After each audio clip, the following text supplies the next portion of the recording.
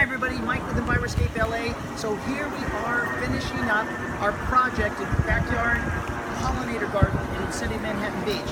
So the drip irrigation has gotten put in, of course, after the plantings are done. This is how drip is done right. We use a Rainbird copper shield technology drip irrigation because it's the only sustainable drip irrigation on the market.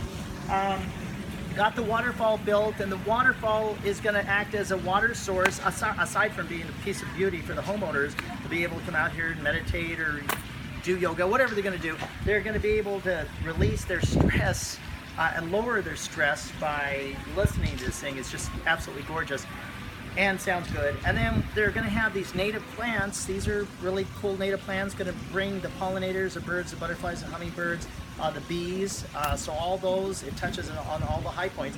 Now what we have on top of the drip, and you can see right here, you don't see any more drip, is we have this deco bark, and what that does, it's mulch. And anytime you plant, you want to make sure that you put a good generous amount of mulch down. I could do an hour video on just on the mulch alone, but if you have one takeaway, mulch your garden. It's better than any fertilizer. It increases I say I wouldn't do this, but the mycorrhizal numbers under the ground, it's just an amazing thing. So also too, I love the design here because it respected the trees. It showed a lot of respect for the trees, so we didn't do a lot of digging over there. This, for example, here's a manzanita. It's a native. It's going to be absolutely beautiful. Bring, again, the birds and the butterflies.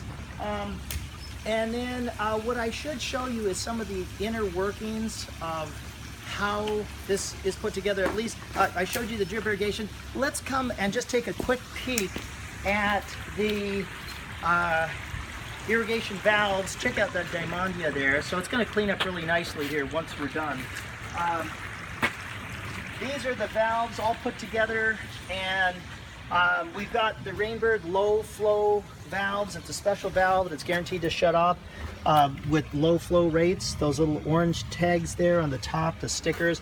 And then I might mention too, this is the Rainbird timer, and it's a really cool thing because it says ESP, it reads your mind. No, just kidding. It's actually extra simple programming. But this is actually Wi-Fi compatible, so if the homeowner chooses, they can put a little Wi-Fi module in there, and it actually ties into the weather stations, the same weather stations that the Channel 5 and Channel 2 News use, the CIMUS. They actually go off that. So if it's going to rain, it actually shuts it off automatically. You don't have to do it. You don't have to worry about smart controllers or putting any sensors on your roof.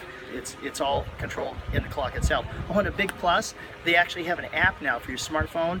You click it, and you can actually, let's say you're going to have a wedding back here, and it's going to be a real hot day where you don't want any water to cool on that day, you can actually just, with your phone, shut it down. Fabulous thing. It's made by Rainbird company. We're proud to use their products. And over here, we are using 2 colors of drip. This one here is actually blank tubing because we don't want to waste any water. And then we have the copper shield drip irrigation by Rainbird. So that's right here, where it's going to get a nice layer of mulch in it. So this is really how it's done right. This is how a pollinator garden is done, or native garden. For more information, go ahead, give me a call. Mike at Enviroscape LA, 310-374-1199, or better yet, visit our website. This is Mike from Enviroscape LA signing off. When you think sustainability, think Enviroscape LA.